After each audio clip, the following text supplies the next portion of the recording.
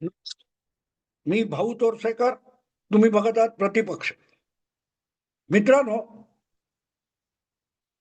मी बोलतोय ती तारीख 14 आहे. 14 जानेवारी 2026. आणि उद्या म्हणजे कदाचित हा व्हिडिओ तुम्ही उद्याच बघाल, म्हणजे 15 जानेवारी 2026, ज्या दिवशी राज्यातल्या मुंबई सहित 29 महापालिकांसाठी मतदान होणार आहे. आणि त्या मतदानामध्ये काय होईल याचे वेगवेगळे अंदाज आडाखे यापूर्वी आलेले. पत्रकारांच्या विश्लेषकांच्या विश्लेषणातून, बातमीदारीतून कोणाकडे पारडं झुकतं आहे, कोणाची ताकद जोरात आहे, कोणी आपली संघटना बेस्ट उभारलेली आहे आणि कोणी काय काय केलंय, ह्या सगळ्या बातम्या तुम्ही बघितलेल्या असतील. आणि त्यानुसार भाजपसाठी किंवा महायुतीसाठी ही निवडणूक किती अडचणीची आहे. भाजप किंवा महायुती पराभवाच्या छायेत वगैरे आहे, हे सुद्धा कदाचित तुम्ही ऐकलेलं असेल. म्हणजे थेट अशा शब्दात कुठल्या पत्रकाराने, संपादकाने, अँकरने किंवा वार्ताहराने सांगितलेलं नसेल. पण एक गोष्ट साफ आहे की सगळ्या माध्यमांचा सूर असा आहे की जणू काय महाराष्ट्रातली सगळी मराठी माध्यमं आणि बहुतांश 80-90% पत्रकार हे भाजप आणि महायुती विरुद्धची खरी निवडणूक हे मीडियातले लोक लढवत आहेत. आणि त्यांची बुजगावणी म्हणून किंवा त्यांच्या कठपुतळ्या म्हणून उबाठा शिवसेना, महाराष्ट्र नवनिर्माण सेना, काँग्रेस, शरद पवार गट हे सगळे महायुतीच्या विरोधातले उमेदवार म्हणून मीडियाने उभं केले असं तुम्हाला वाटेल. अनेक पत्रकार तर इतकं आवेशपूर्ण बोलतात की जणू काय उद्धव ठाकरे वगैरे हे त्यांच्या आदेशावरच आपला पक्ष चालवतात असं तुम्हाला वाटेल. आणि त्यामुळे जी वातावरण निर्मिती माध्यमातून करायची असते ती भरपूर केलेली आहे. पण एक गोष्ट सुद्धा वस्तुस्थिती आहे की माध्यमाचा प्रभाव समाज मनावर किती होतो हे सुद्धा लक्षात घेतलं पाहिजे. 30-40 वर्षापूर्वी ज्या वेळेला सोशल मीडिया नव्हता, डिजिटल मीडिया नव्हता, टीव्ही वगैरे चॅनेलचा इतका पसारा झालेला नव्हता, वर्तमानपत्रावर सामान्य माणूस अवलंबून राहायचा. आज घडलेली घटना आजच्या संध्याकाळच्या एखाद्या वर्तमानपत्रात आली तर, नाही तर उद्या सकाळी उजाडल्यानंतर दारात येणाऱ्या, घरात येणाऱ्या वर्तमानपत्रावर लोकांना अवलंबून राहायला लागत होतं. किंवा मग रेडिओवर किंवा दूरदर्शनच्या एक सकाळी संध्याकाळी मिळणाऱ्या काय ज्या बातम्या असतात किरकोळ, त्यामध्ये ज्या बातम्या यायच्या त्याच्यावर लोकांना बातमीसाठी अवलंबून राहावं लागत होतं. आणि अशा वेळेला मग रेडिओ असो, टीव्ही असो किंवा वर्तमानपत्र असो, त्यामध्ये ज्या बातम्या यायच्या किंवा ज्या बातम्या रंगवल्या जायच्या त्यावरून जनमानसावर प्रभाव टाकता येत होता. अरे असं पेपरमध्ये छापून आलंय असं लोक सांगायचे. म्हणजे सत्य आहे किंवा असं घडलंय याचा पुरावा काय, तर वर्तमानपत्रामध्ये छापून आले, पेपरमध्ये छापून आले असं लोक म्हणायचं. आज इतकी वाईट परिस्थिती आहे की चॅनेलवर, वर्तमानपत्रामध्ये छापून आले याचा अर्थ नक्कीच खोटा असेल इतकं वाटण्यापर्यंत मीडियाची विश्वासार्हता संपलेली आहे. आणि या पार्श्वभूमीवर आजकालच्या निवडणुका ह्या मीडियामध्ये गाजत असल्या, वाजत असल्या तरी मीडियाचा एकही शब्द खरा ठरत नाही. किंबहुना लागोपाठच्या निवडणुका बघितल्या, अगदी लोकसभेत भाजपचा विजय शक्य आहे हे मी सुद्धा बोललो होतो, पण बाकीचा मीडिया सुद्धा बोलत होता. ओपिनियन पोल आले होते. पण मोदी बहुमत गमावतील असं छाती ठोकपणे सहसा कोणी सांगायला धजावत नव्हता, पण मोदी बहुमत गमावून बसले.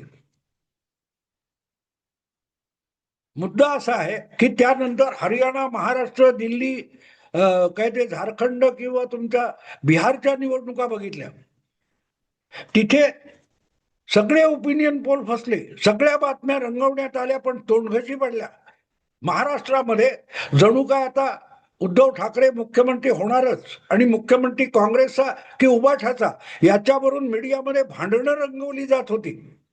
पण प्रत्यक्षात उबाठा असो किंवा काँग्रेस असो, दोघांनाही विरोधी नेतेपद मिळावं एवढे सुद्धा आमदार निवडून आणता आले नाहीत. ही आजच्या मीडियाची माहोल बनवण्याची क्षमता आहे. किंबहुना मीडियामध्ये एखादी बाजू सरस करून दाखवली की ती पराभूत होणार, हे सामान्य माणूस सुद्धा आता बोलायला लागलेला आहे. आणि त्यामुळेच सध्या जे काही निवडणुकीचा माहोल तयार केला गेलेला आहे, तो बघितल्यानंतर आणि मी पर्टिक्युलरली का बोलतो, तर तुम्हालाही माहिती आहे की अनेक युट्यूबर्स हिंदी मधले आहेत. त्या हिंदीच्या युट्यूबर्स मध्ये जवळजवळ 10-12 लोकांकडे अधूनमधून मी जात असतो. ते त्यांच्या पॉडकास्टमध्ये माझा इंटरव्ह्यू करतात, मला प्रश्न विचारतात, माझ्याकडून महाराष्ट्रातील किंवा देशाच्या इतर राजकीय घडामोडींविषयी मत मागत असतात. मी ते देत असतो. त्यामुळे गेल्या आठवड्याभरात मला ज्या या हिंदी भाषिक यूट्यूबर्सनी प्रश्न विचारला की महाराष्ट्र में क्या होने जा रहा है, महापालिका निवडणुकांचा निकाल कसा असेल, तर मी त्यांना सांगितलं, तुम्हाला माहिती आहे महापालिकेच्या निवडणुका आहेत, पण महाराष्ट्रातल्या 70-80% नागरिकांना, मतदारांना सुद्धा निवडणुका होत आहेत हे ठाऊक नाही.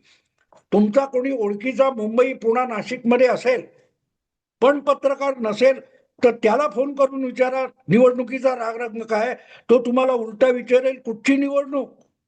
इतका सामान्य माणूस, मतदार या सगळ्या निवडणुकांपासून अलिप्त आहे.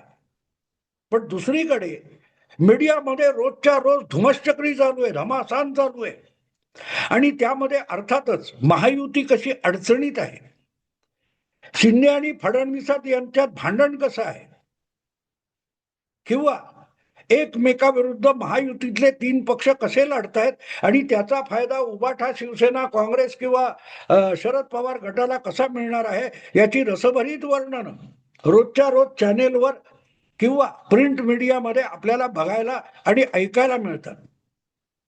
आणि मग हा सगळा माहोल बघितल्यानंतर परत ते उत्तर भारतीय पत्रकार मला विचारतात, हिंदी भाषिक विचारतात की अरे हे तो, म्हणून त्यांना म्हटलं की मीडियामध्ये बातम्या चालू आहेत, मीडियामध्ये निवडणूक आहे, पण जमिनीवर यातलं काहीही नाहीये. त्यामुळे जे मुंबईच्या आणि महाराष्ट्राच्या आणि मराठी पत्रकारांकडून सांगितलं जातंय त्याच्यावर काडी मात्र विश्वास ठेवू नका. कदाचित त्याच्या 100% उलटे निकाल येऊ शकतील. हे मी छाती ठोकपणे सांगितलं होतं, छाती ठोकपणे सांगतो. का, तर त्याचं कारण असं आहे की हा माझा अनुभव आहे आणि मी 55 वर्ष पत्रकारितेत घालवलेले. ही पत्रकारिता ही अजेंडा पत्रकारिता आहे. कोणाची तरी सुपारी घ्यायची आणि कोणाला तरी जिंकतो असं दाखवायचं, सांगायचं, आणि त्यातून अनेक राजकीय पक्षातले, अगदी भाजप पण तितकाच मूर्ख आहे की पत्रकारांनी अशा बातम्या दिल्या तर आपल्याला मतं मिळतील, अशा भ्रमात लोक असतात. आणि त्या भ्रमातच उद्धव ठाकरे आणि राज ठाकरे हे वाहवत गेलेले.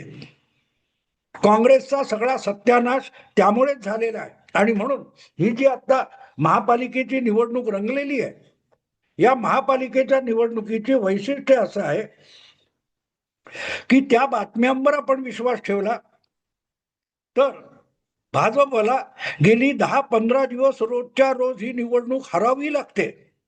मुंबई महापालिका भाजप कशी जिंकू शकत नाही, ठाणे महापालिकेत एकनाथ शिंदे कसे अडचणीत आहेत, पुण्यामध्ये अजितदादा आणि भाजप एकमेकाविरुद्ध पुणे आणि पिंपरीमध्ये लढतायत, या बातम्या बघितल्यात ना तुम्ही. नाशिकमध्ये तर सगळा चुथडा झालेला आहे, ह्या ऐकताय तुम्ही बातम्या. आणि त्या बातम्या तुम्ही ऐकल्या आणि तुम्ही जर काय थोडंफार राजकारणात रुची घेत असाल तर तुम्ही या निष्कर्षापर्यंत येणार की थोडक्यात महायुतीला ही निवडणूक भयंकर अवघड जाणार आहे. कदाचित ह्या 29 पैकी 10-12 सुद्धा महापालिकांमध्ये भाजप जिंकू शकणार नाही आणि मुंबईत तर बिलकुल नाही. कारण मुंबईचा माणूस गेली 15-20 वर्ष उपाशी राहून 2 ठाकरे बंधू एकत्र कधी येतील म्हणून व्रतस्थ असल्यासारखा मराठी माणूस ठाकरे बंधूंच्या मनोमिलनासाठी तडफडत होता. आणि आता तो एकत्र आला असेल तर मग मुंबई महापालिकेमध्ये त्यांना विजयी करण्याचं करूनच आपल्या व्रताची मराठी माणूस सांगता करणार आहे. अशा पद्धतीची जी वर्णनं आपण बातम्यांमधून ऐकतो ती ऐकली तर आपल्याला असं वाटेल की मुंबईमध्ये जो काय 40-38% मराठी नागरिक आहे, मतदार आहे, तो सगळीच्या सगळी आपली टक्केवारी हे उद्धव ठाकरेंच्या पारड्यात टाकणार आहे, राज ठाकरेंच्या पारड्यात टाकणार आहे, ठाकरे ब्रँडच्या पारड्यात टाकणार आहे, अधिक ते कमी पडेल म्हणून मुस्लिम सुद्धा एक गठ्ठा उभा ठाला मतदान करणार आहे. आणि त्यामुळे साधारणतः 227 पैकी 1.25 ते 200 जागा या ठाकरे बंधूंच्या निवडून येतील आणि मग भाजप, एकनाथ शिंदे, काँग्रेस वगैरेसाठी उरलेल्या 27 जागा ते कृपा मेहरबानी म्हणून सोडून देतील असं तुम्हाला वाटणं स्वाभाविक आहे, जर तुम्ही बातम्या मनपूर्वक सिरियसली वाचत असाल तर. पण तुम्ही बातम्या वाचतच नसाल तर मग मला खात्री आहे तुम्हालाही माहिती आहे निकाल कसे लागतील आणि काय लागतील, कारण मतदार तर तुम्हीच आहात. त्यामुळे अशा बोगस बातम्यांमधून किंवा असा माहोल बनवण्यातून मूर्ख ठरण्या इतका मतदार आज बुद्धू राहिलेला नाही. काँग्रेस आणि प्रकाश आंबेडकरांची युती आघाडी काय ती झाली, जागा वाटप झालं आणि काँग्रेसकडे अधिकाधिक जागा मागणारे प्रकाश आंबेडकर जागा मिळाल्या 62 आणि त्यातल्या 18 जागी उमेदवारच उभे करू शकले नाही. किरीट सोमय्याच्या विरुद्ध जो आपला हाडवैरी मानतात ठाकरे बंधू, त्या किरीट सोमय्याच्या मुलाविरुद्ध आपल्या पक्षाचा उमेदवार टिकवून ठेवणं सुद्धा उद्धव ठाकरेंना जमलं नाही. म्हणजे आपण ज्यांना हरवायचे त्यांच्यावर आपलं बारीक लक्ष असलं पाहिजे, एवढं सुद्धा भान जर ठाकरे बंधूंकडे नसेल तर मग एक गोष्ट होते की ही निवडणूक त्यांच्यासाठी सोपी नसते. आणि म्हणून मला खात्री आहे की उद्या म्हणजे 16 तारीखला मतमोजणी होईपर्यंत आणि मतमोजणी संपेपर्यंत भाजपला हरावी लागणार निवडणूक. मुंबईच नव्हे, मुंबई सकट ठाणा, कल्याण, डोंबिवली, पुणे, नाशिक, नागपूर, संभाजीनगर या सगळ्या महापालिका महायुती आणि भाजप हरणार याविषयी तुमच्या मनात शंका नसेल, जर तुम्ही अशा बातम्यांवर विसंबून असाल तर. नसेल तर गोष्ट साधी सरळ आहे, तुम्हाला माहिती आहे तुम्ही कोणाला मत देणार आहात.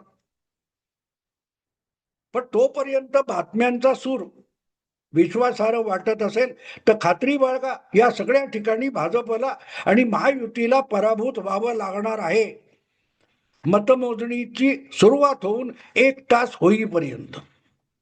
काय सकाळी 8ला वगैरे मतमोजणी सुरू होणार असेल तर साधारण 16 तारीखला 9-10 वाजेपर्यंत भाजपला निवडणुकीत पराभूत होण्याखेरीज पर्याय नाही, कारण बातम्याच तशा आहेत. आणि मग हळूहळू करत मतमोजणी पुढे सरकत जाईल, तसतसं चित्र पालटत जाईल आणि गेले 1.5-2 महिने ज्या प्रकारच्या बातम्या तुम्ही वाचलेल्या आहेत, जे जे विश्लेषण तुम्ही ऐकलेलं आहे माध्यमातून, ते कसं धादांत खोटारडेपणा होता याची साक्ष 16 तारीखची मतमोजणी पूर्ण होता होता तुम्हाला मिळणार आहे. मी बाकीचे ओपिनियन पोल सोडून द्या, ते अंदाज असतात, पण ज्या प्रकारे ग्राउंड रिपोर्ट करणं, भाजपच्या मीटिंगमध्ये मुद्दाम जायचं आणि तिथे आलेले खरोखरच प्रामाणिक आहेत का, अमुक आहेत का, तमुक आहेत का याचा शोध घेण्याचा प्रयत्न करणं, पण तीच गोष्ट उद्धव ठाकरेंच्या सभेत जाऊन न करणं, अशा प्रकारची जी पत्रकारिता आहे ती पत्रकारिता बघितली की कळते की या निवडणुकीत पत्रकार भाजपला आणि महायुतीला हरवण्यासाठी कंबर कसून उतरलेले. त्यामुळे प्रत्यक्ष मतमोजणीत उद्धव ठाकरे वगैरेंचा पराभव झाला तरी खरा पराभव भूमिकांचा पराभव हा पत्रकारांचा होणार आहे. आणि तो पत्रकारांचा, मीडियाचा, विश्लेषणकर्त्यांचा पराभव होईपर्यंत आणि त्याच्यावर निवडणूक आयोगाचं शिक्कामोर्तब होईपर्यंत मात्र भाजपला पराभूत व्हावं लागेल. 16 जानेवारी 2026 सकाळी 8-9 वाजेपर्यंत, कदाचित 10 वाजेपर्यंत भाजपला हा पराभव पचवावाच लागेल. आणि तो एकदा पचवला की 16 जानेवारीच्या सकाळी 10-11 नंतर हळूहळू करत भाजप विजयाकडे वाटचाल करायला सुरुवात करेल. एवढंच बोलून थांबतो. बाकी निकालानंतर भेटू.